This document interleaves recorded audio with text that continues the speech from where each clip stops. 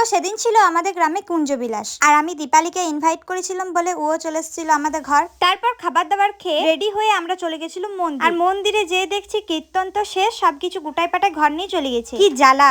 আসলে তাদের কিছু দোষ নাই, দোষটা হচ্ছে আমাদের। আমরা খেতে যেয়ে আর শুতে যেয়ে আর গল্প করতে যেয়ে এত দেরি করে দিনছি, কিছু বলার নয়। তার উপর আবার পড়ে গেছিল বৃষ্টি, সেজন্য একটু লেট হলো। তাই কীর্তনও শেষ সঙ্গে ছিল, আর সঙ্গে ছিল একটি ছোটখাটো ঝামেলা। আসলে কীর্তন বলে আমাদের ঘরে আমার মাসিরা এসেছিল, দীপালিকে ইনভাইট করেছিলাম, দীপালিও এসেছিল। তাই খেতে যেয়ে গল্প করতে যেয়ে একটু লেট হয়ে গেছিল, আর রাখিকে আমি ফোন করতে ভুলে গেছি। তার রাখি যায় না, রাগ করেছে, ভাবছে আমি ওকে ডাকি নাই।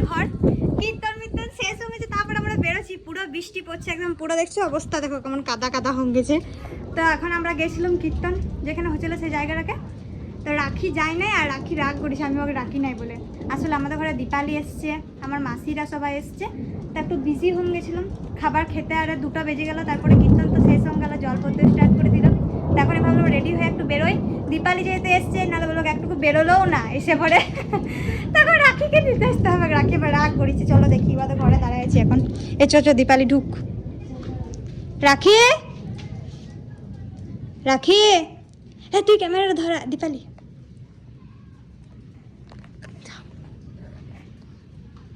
রাখি এখানে ঘুমোই দিচ্ছে। রাখি যা, অন্ধকার কিছু দেখাচ্ছে না। না তোরা ঘরটা মামা জানলা খুল। যা, আমি যাবো না। নতুন জামা পরে আছিস, ভিজিছিস, জলে দাও যে। আমাদের গেছিলি, আমাদের বাংলায় দিলি গাড়িটা চড়াই দাও তো, বল কথা কাউকে জিজ্ঞেস করো তো গেছো। আমি সত্যি বলছি, তোকে টেস্ট বিরাট টেস্ট কীর্তন শেষ হয়ে গেল, এরপরে টেক না আমি বিদায় নেই রে। আয় আয় চল চল আয়, এ রাখি চল, আয় ও ডাকতে। আরেকজন ডাকতে এসেছে, আয়। তো গাইস এখন আমরা সবাই আমাকে ডাকতেছি, রাগ করবে। এ রাখি চল চল, আমি এখনই এলো। আমি আমাদের কীর্তন শেষ ও যাবে না, তো রেডি হতে শুরু করে দিল। গাইস ও যাবে, আসলে কি বলবো, আমাদের দেরি হয়ে গেছে। আমার ফোনটা আমি আনি নাই।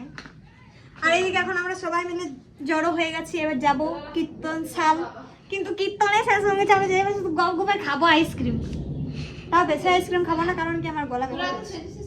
কই আমি সাজি বাবু ছেড়ে সেজেছি। মেয়ে গেলা কত ই দেখো, আমি জাস্ট নর্মাল সেজেছি, তাও বলছে তুই কত সেজেছিস, কি আর বলবো। তারপর আমরা সবাই মিলে চলে এসেছিলাম মন্দিরে। যাই হোক, অনেক তো বকবক করলাম, চলো এবার কিছু ভালোবাসার মানুষদের মিষ্টি মিষ্টি কমেন্ট গুলো পড়েলি। অপূর্ব মন্ডল কমেন্ট করেছে, আমি ভিডিও দেখছি বাগজাতা থেকে, ধন্যবাদ। সুকুমার গড়াই কমেন্ট করেছে, আমি দেখছি জয়দেব থেকে, খুব সুন্দর, ধন্যবাদ। বর্ণালী গড়াই কমেন্ট করেছে, আমি পাথরচূড় থেকে দেখছি, তোমার ভিডিও আমার খুব ভালো লাগে, ধন্যবাদ। বাবু লোহার কমেন্ট করেছে, মাদাইগঞ্জ থেকে দেখছি, ধন্যবাদ। মিষ্টু বাগদি কমেন্ট করেছে, খুব সুন্দর লাগছে বুনু, আমি তোমার ভিডিও দেখছি পানাগড় থেকে, ধন্যবাদ দিদি ভাই। পিঙ্কি বারুই কমেন্ট করেছে, খুব সুন্দর লাগছে, আমি দেখছি পান্ডেবসর থেকে তোমার ভিডিও, খুব ভালো লাগে বোন, ধন্যবাদ। সুজাতা বাউরি কমেন্ট করেছে, আমি মুকুন্দপুর থেকে দেখছি বোন, আমার নামটাও তুমি লিখবে, এই যে তোমার নামটা আমি বলে দিয়েছি। তোমাদের সবাইকে অনেক অনেক ধন্যবাদ আমার ভিডিওতে এত সুন্দর সুন্দর কমেন্ট করার জন্য, আর এইভাবে আমার পাশে থাকার জন্য। যাই হোক, তারপর দেখো রাখিকে কে আবার সিঁদুর পরাই দিয়ে চলে গেছে, তাও আবার গোলাপি, কি জ্বালা। এখনকার বাবা আধুনিক যুগ, সিঁদুরের রংটাও পাল্টে আবার গোলাপি করে দিচ্ছে। না গাইজ, আসলে এটা আবির বেটে, তোমরা সবাই জানো। এবার তোমরা মনে মনে ভাবছিলে বলো যে ইয়ারা সবাই তো বেরোচ্ছে, কিন্তু এখনো মুখ চলছে না কেন, মানে খাবার কেন খেছে না, কি ভাবছিলে তো? তোমরা ভাবার আগেই দেখো আমরা আইসক্রিম খেতে শুরুও করে দিচ্ছি। অন্য বছর আমাদের গ্রামে কীর্তনের সময় এত গরম থাকে না, কিছু বলার লয়। সেদিন এত গরম ছিল না, কিন্তু রোদ দিন ছিল বলে আমরা আইসক্রিম খেয়েছিলাম, সেটা বড় কথা লয়।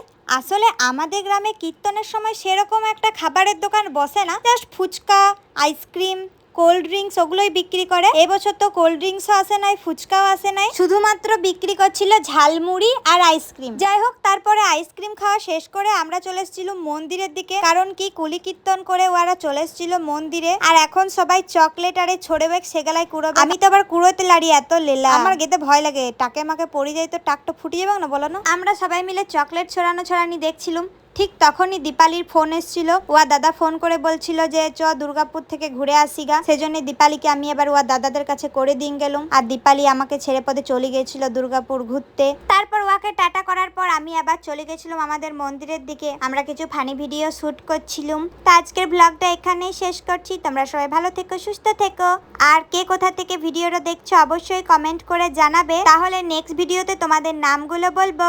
আর তোমাদের জন্য রইল একটা প্রশ্ন, ফুচকাকে ইংরেজিতে কি বলে? যারা যারা বলতে পারবে তাদের কমেন্টগুলো আমি আমার ভিডিওর মধ্যে নেব। তো চলো আজকের মতো টাটা, দেখা হবে নতুন কোনো ব্লগের সাথে।